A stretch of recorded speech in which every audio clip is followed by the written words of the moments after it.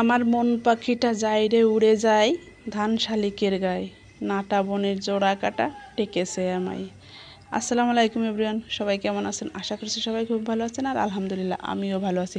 তো এই যে আপনারা অনেকেই বলেন যে আসলে গ্রামে থাকাটা ভালো না, ভালো লাগে না, এই করে না সেই করে না। আসলে গ্রামে থাকাটার মজাটাই অন্যরকম।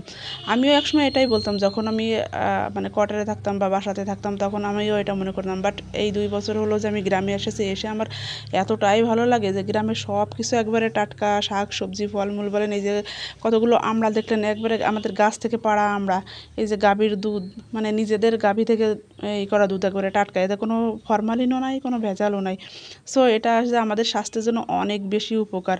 আর এই যে মিষ্টি কুমড়া গাছের মানে নিজেদের গাছের মিষ্টি কুমড়া, এটা আমি আজকে দুপুরবেলা রান্না করছি, তো আপনাদের সঙ্গে ভাবলাম একটু গল্প করি। তো এই যে মিষ্টি কুমড়াটা আমি রান্না করছি, আর এগুলো আসলে এতটাই ভালো লাগে, আমার মনে হয় যে কেনাগুলোর চেয়ে এগুলো অনেক বেশি মজা লাগে। এই যে ফাইনাল লুক দেখেন, কালারটাও এত সুন্দর আর খেতেও যে কতটা মিষ্টি হবে তা আসলে কল্পনা করা যায় না। আর আমি আমড়াটাও রান্না করব। আর আজকে দুপুরের মেনুতে ছিল করলা আলু ভাজি, সঙ্গে কিছু একটু মুরগির মাংস ছিল, ওটাও আমি অ্যাড করে ভাজি করে নিয়েছি যাতে টেস্টটা আরও একটু বেশি সুন্দর হয়। তো সবশেষে হচ্ছে আমার আমড়াটা আমি রান্না করবো, এই জন্য কুচি কুচি করে কেটে নিয়েছি। আর এটা মাছ দিয়ে ঝোল করলে আমার কাছে এত বেশি মজা লাগে, বিশ্বাস করবেন না, একটু টক টক লাগে। আর দুপুরবেলা গরম ভাতের সঙ্গে জাস্ট আর কিছুই লাগে না, মনে হয় আমার একটা তরকারি দিয়েই খাওয়া হয়ে যায়। আপনারা যারা আমড়া তরকারিটা না খেয়েছেন একটু ট্রাই করবেন, কুচি কুচি করে কেটে ছোটো মাছ দিয়ে রান্না করলে বেশি মজা লাগে। বাট আমি আজকে একটু বড় মাছ দিয়ে রান্না করব আমড়াটা, কারণ ছোটো মাছটা আমার অবশ্য ফ্রিজে নাই, এজন্য বড় মাছ দিয়ে রান্না করতেছিলাম। তো আমাদের দুপুরের মেনুতে আজকে এগুলাই ছিল, বেশি রকম না, 3টা আইটেম ছিল। আর বিকালবেলা দেখেন তাল, গাছ থেকে তাল পড়ছে, আর কি সুন্দর, আর এতটা সেন্ট, এতটা ফ্লেভার।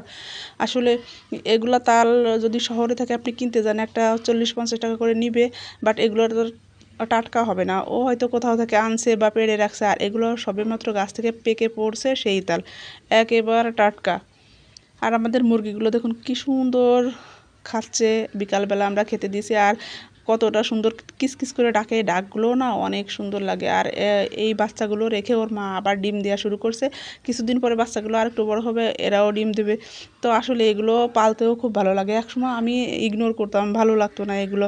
আসলে মানুষও হচ্ছে অভ্যাসের দাস, যেভাবে গড়ে ওঠে ওই পরিবেশে এসে অভ্যস্ত। তো দীর্ঘদিন আমিও শহরে থেকে থেকে এগুলো ভালো লাগতো না, কিন্তু এখন মনে হচ্ছে যে না, এগুলো আমার অনেক খুব ভালো লাগে।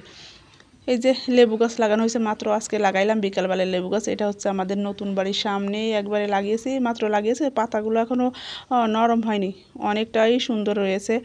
আমার সেই জবা ফুল গাছের পাশে এই যে আমার সে কাঙ্ক্ষিত জবা ফুল গাছ, আর এই গাছে সকালবেলা এত পরিমাণ ফুল হয়, এর ফুলগুলো সেই মানে রক্ত জবা যাকে বলে, একবারে লাল টকটকে। এই যে কলিগুলো দেখছেন, এগুলো সকালবেলা সব ফুটে যাবে। আর যদি একটু ছাদের ওখানে এসে দাঁড়ানো হয় তাহলে দেখতে এতটা মনোমুগ্ধকর লাগে, তা বলার মতো না। তো এই যে আমার আজকের ব্লগ এই পর্যন্তই শেষ করছি। সবাই ভালো থাকবেন, সুস্থ থাকবেন, আল্লাহ হাফেজ।